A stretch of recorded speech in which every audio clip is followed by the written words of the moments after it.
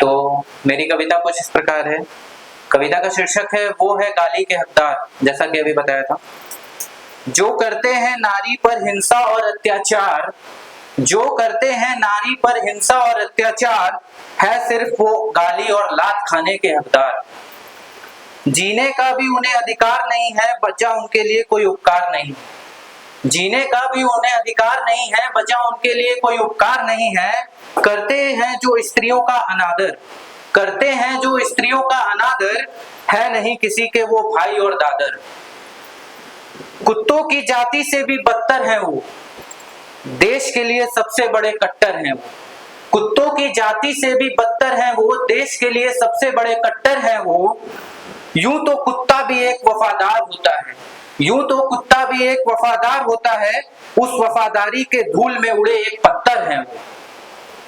जीव है फिर भी समझ नहीं है मन में, सिर्फ और सिर्फ अश्लीलता भरी है पूरे तन में। जीव है फिर भी समझ नहीं है मन में, सिर्फ और सिर्फ अश्लीलता भरी है पूरे तन में। न जाने कैसी ये बसी तन में हवस है, न जाने कैसी बसी तन में ये हवस है, कौन से जन्म के वो जल्लाद राक्षस है। स्त्रियां बेचारी भयभीत है उनके डर से, निकल नहीं पाती हैं वो रातों रात अपने घर से। स्त्रियां बेचारी भयभीत है उनके डर से, निकल नहीं पाती हैं वो रातों रात अपने उनके डर से।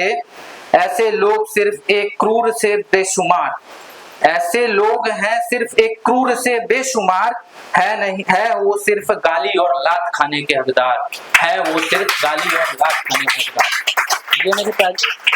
ये मेरी पहली कविता थी, वो है गाली के हकदार।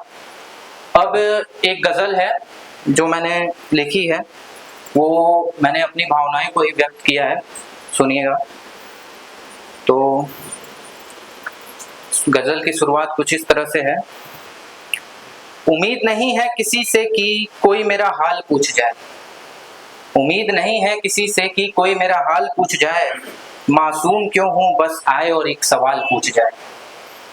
ख्वाहिश नहीं है अब की कोई एहसास पूछ जाए, ख्वाहिश नहीं है अब की कोई एहसास पूछ जाए। बेचैन क्यों हूं बस आए और पास पूछ जाए। इंतजार नहीं है किसी का कि कोई ख्याल पूछ जाए, इंतजार नहीं है किसी का कि कोई ख्याल पूछ जाए। कैसा हूं मैं बस आए और एक सवाल पूछ जाए। बदनाम नहीं हूं मैं कि कोई मेरा नाम पूछ जाए, बदनाम नहीं हूं मैं कि कोई मेरा नाम पूछ जाए। जरूरत बना हूं मैं आए और अपना काम पूछ जाए। मोहताज नहीं हूं मैं कि कोई अंदाज पूछ जाए, मोहताज नहीं हूं मैं कि कोई अंदाज पूछ जाए। हताश क्यों हूं मैं आए और मिजाज पूछ जाए। एक आखिरी मसला है कि हर्ष मरा नहीं है, मैं हर्ष मरा नहीं है अभी कि कोई स्वर्गवास पूछ जाए, हर्ष मरा नहीं है अभी कि कोई स्वर्गवास पूछ जाए। जिंदा हूं अभी बस आए कोई और निवास पूछ जाए। ये गजल थी। बस एक आखिरी कविता है, वो भी है समाज को ही डेडिकेटेड करते हुए बोलता हूं मैं ये कविता लिखा हूं। होश में आओ समाज।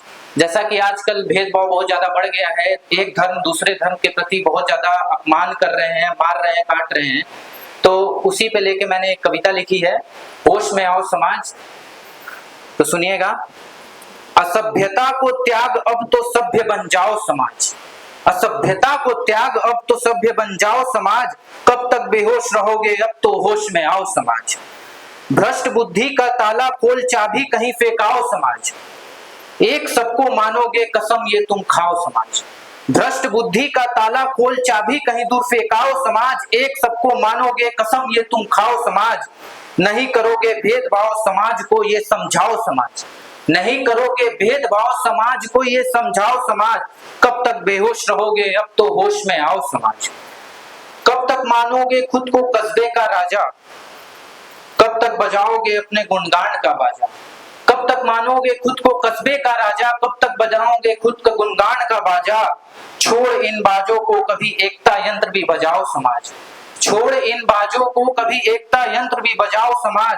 कब तक बेहोश रहोगे अब तो होश में आओ समाज। शक्ल सूरत को छोड़ गुणों की ओर झुक जाओ समाज, मुख की तुलना न कर ज्ञान की तुलना करवाओ समाज।